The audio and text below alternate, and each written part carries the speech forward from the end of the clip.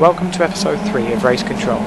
In this episode we'll be going through some more techniques for endurance racing, such as tricks to make your fuel and brakes last longer, as well as decreasing psychological fatigue when racing. First off is fuel. Fuel is considered one of the most important aspects of endurance racing, so getting it right should be a high priority. You can make your fuel last longer than normal with a few easy tricks, the first being short shifting. We spoke about short shifting in last week's episode as a method of saving your engine, and it works with fuel too. Shift slightly before the red line and it will make your fuel last slightly longer. The second technique for saving fuel is lifting. Coming up to a turn after a long straight, you will barely lose any time by lifting a few seconds before braking into the corner. This will work especially well on tracks with long straights like Monza and Le Mans, and will be even more effective on cars with low downforce. Another lesser element you need to keep an eye on is the brakes. Brakes aren't quite as important as fuel, but you'll still regret it if you plough into a wall at 100 miles an hour. Cars with steel brakes such as GT3 and most road cars will be alright on cold brakes, but they'll fade heavily when overheated.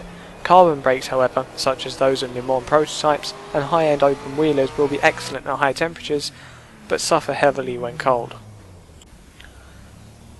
There are some things you can tune to help with your braking. The first is your ducts.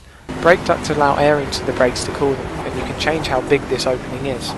If you find your brakes overheating, then you should open these up, and vice versa if you find them running too cold. Running with small brake ducts also has a small aerodynamic advantage.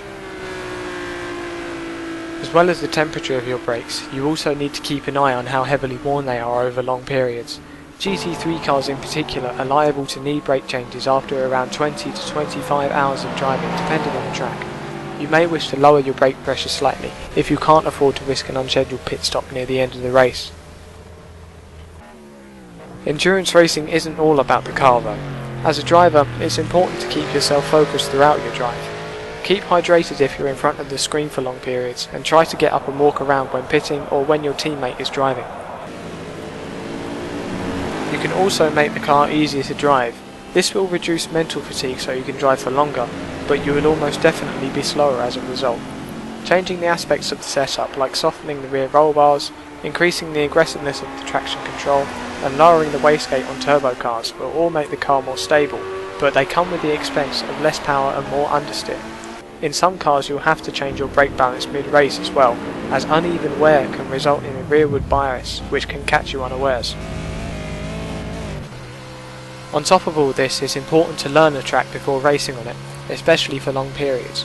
Racing at a track you have little experience on will make you slow and nervous, so make use of the practice sessions to learn the corners and get a rhythm of the track. Try following another driver in a practice session to get an idea of the optimal line as well. They might know something you don't.